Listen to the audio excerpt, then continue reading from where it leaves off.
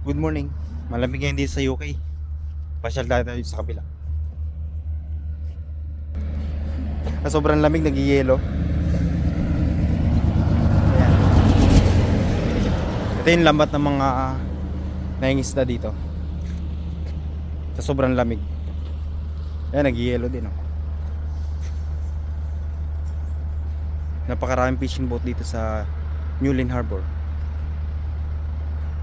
Dito sa UK.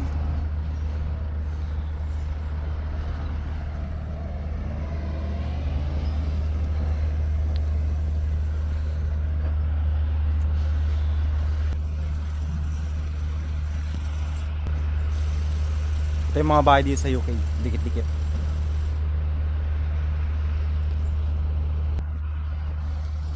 Ay, start na tayo magtrabaho.